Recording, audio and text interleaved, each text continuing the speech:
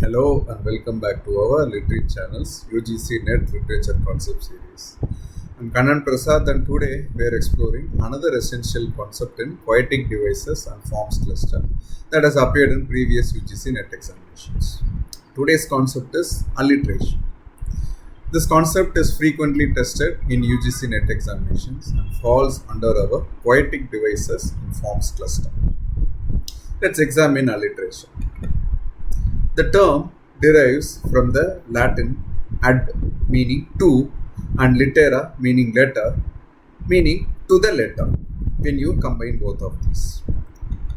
Alliteration is one of the oldest poetic devices prominent in ancient Germanic and Old English poetry before rhyme became dominant.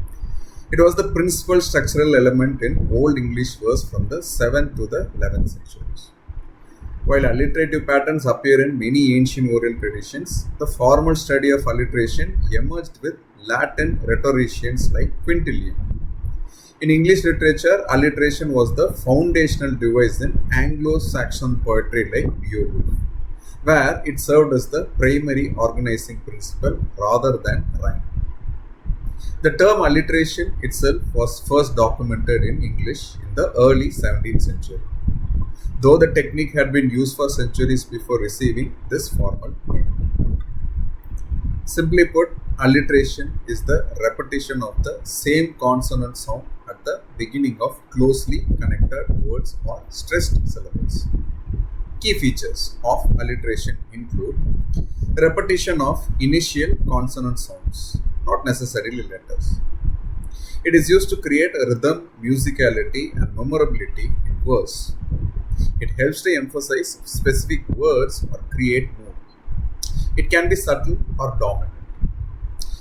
It is distinguished from consonants, which involves consonant repetition anywhere in words.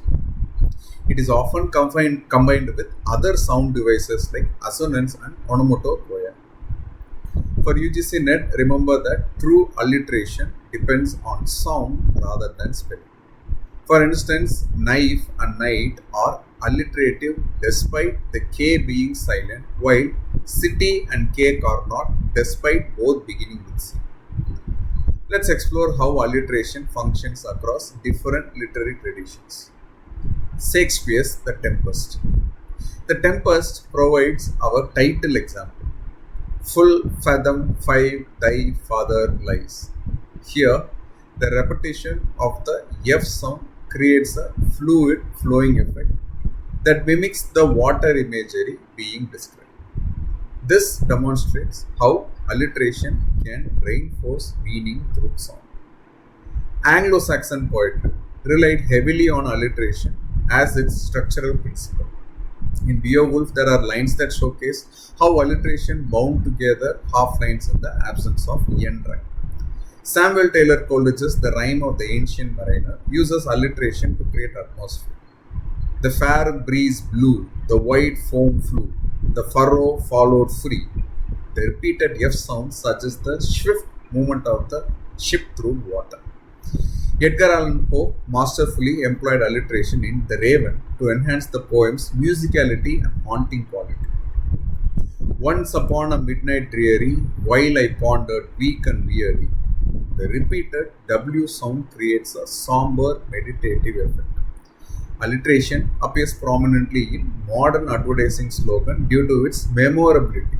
Think of Coca-Cola, Best Buy, or PayPal, demonstrating the device's continued relevance. G.M. Hopkins revitalized alliteration in Victorian poetry, using it extensively in poems like Pied Beauty. Glory be to God for dappled things, for skies of couple color as a brinded cow. His sprung rhythm often relied on alliterative patterns for its dynamic effects. Thomas Heaney's translation of Beowulf consciously preserves the original's alliterative patterns. Shield chieftain, scourge of many tribes, a wrecker of meat benches, demonstrating the device's enduring power. Now let's test your understanding with a quick quiz. Which of the following lines contains alliteration? Option A.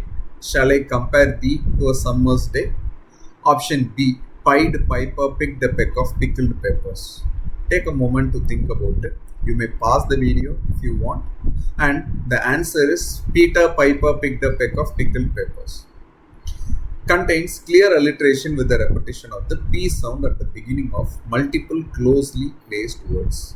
This tongue twister exemplifies strong alliterative pattern. In contrast, while option A from Shakespeare's sonnet number 80 contains beautiful imagery and rhythm, it doesn't feature repetition of initial consonant sounds in adjacent or closely placed words. Remember, alliteration is the repetition of initial consonant sounds in closely placed words, as in Shakespeare's "Full fathom 5 thy father lies." For your UGC NET exam, be prepared to identify alliteration in various literary contexts and understand its effects on rhythm, emphasis, and meaning. Questions shown in the video may or may not have been directly questioned in the UGC NET examination. I suggest and request that audience cross-verify the number of instances each term or concepts appear. If there is an error, please check the description box for corrections. Thank you very much for patiently watching this video. Thanks for watching Literate channel. Please feel free to comment below on any queries you may have about the terms of the video. I'll see you in the next video. Happy learning.